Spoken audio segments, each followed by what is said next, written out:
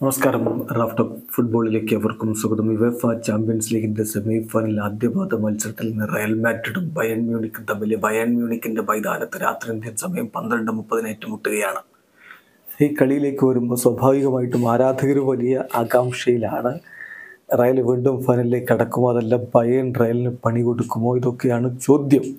ഓരോ സുപ്രധാന മത്സരങ്ങൾക്ക് മുമ്പും നമ്മൾ ആരിറങ്ങും ആര് നേടും എന്ന തരത്തിൽ ഒരു പ്രഡിക്ഷൻ വീഡിയോ ചെയ്യാറുണ്ട്. അതിൽ നമ്മൾ പ്രോബിൾ ലൈനപ്പ് പരിശോധിക്കാറുണ്ട്. അതുപോലെ വിജയ സാധ്യത ആർക്കാണ് എന്നുള്ളത് പ്രഡിക്റ്റ് ചെയ്യാറുമുണ്ട്. അപ്പോൾ നമ്മൾ അതിലേക്ക് കടക്കുകയാണ്. അപ്പോൾ ഈ ഒരു മത്സരത്തിലേക്ക് വരുമ്പോൾ നമ്മൾ ആദ്യം പരിശോധിക്കുന്നത് ബയൺ മ്യൂണിക്കിൻ്റെ മൈതാനത്താണ് കളി വരുന്നത്.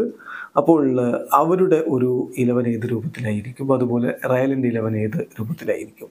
റയലിൻ്റെ ഭാഗത്തേക്ക് വരുമ്പോൾ Lunin, Nacho, Rudiger, Militao, Mendy, Valverde, Tchouameni, Kroos, Bellingham, Rodrygo, Vini Junior. ഈ ഒരു 11 നമ്മൾ പ്രതീക്ഷിക്കുന്നത്. പക്ഷേ ഇനിയിപ്പോൾ ചോദ്യമുള്ളത് മിലിറ്റാവോയെ സ്റ്റാർട്ട് ചെയ്യിക്കുമോ എന്നുള്ളതിൽ തന്നെയാണ്. അദ്ദേഹം കഴിഞ്ഞ കളി കളിച്ചിട്ടുണ്ടെങ്കിലും നീണ്ട പരിക്കിന് ശേഷം വരുമ്പോൾ കളിപ്പിക്കുമോ സംശയമുണ്ട്.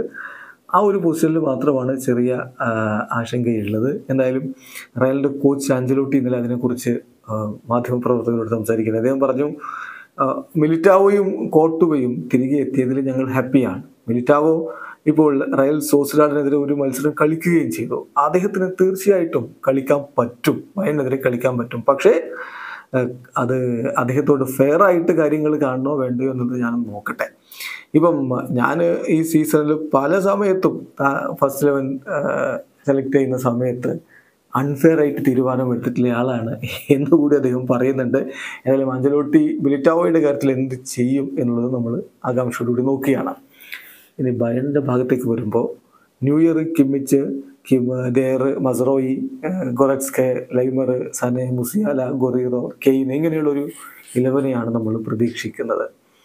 എന്തായാലും രണ്ട് ടീമും കൈമെയ് മറന്നൊരു പോരാട്ടം എന്ന് നടത്തുമെന്ന കാര്യം ഉറപ്പാണ്. പ്രത്യേകിച്ച് ബയണിന് ബൂണ്ടസ് ലീഗ കിരീടം കൈവിട്ടിട്ടുണ്ട്.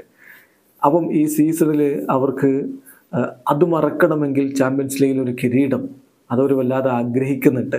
ഇവർ രണ്ടാം പാദ മത്സരം സാന്റിയാഗോ ബെർണബൂവിലാണ്. അവിടെ പോയി വിജയിക്കുക എന്നുള്ളത് അത്ര എളുപ്പമല്ല. അതുകൊണ്ട് സ്വന്തം മൈതാനത്ത് വലിയ ആധിപത്യം ഉണ്ടാക്കിയെടുക്കുക, അങ്ങനെ ഒരു അപ്പർ ഹാൻഡ് നേടുക എന്നത് തന്നെയായിരിക്കും ബയണിൻ്റെ ഉദ്ദേശം. അപ്പോൾ നമ്മൾ എന്താണ് പ്രഡിക്റ്റ് ചെയ്യേണ്ടത്? രണ്ട് സൂപ്പർ ടീമുകൾ തമ്മിൽ പോരാടുമ്പോൾ ഏതായാലും റാഫ് ടോക്സിൻ്റെ ഒരു പ്രഡിക്ഷൻ നമ്മൾ പറയാം.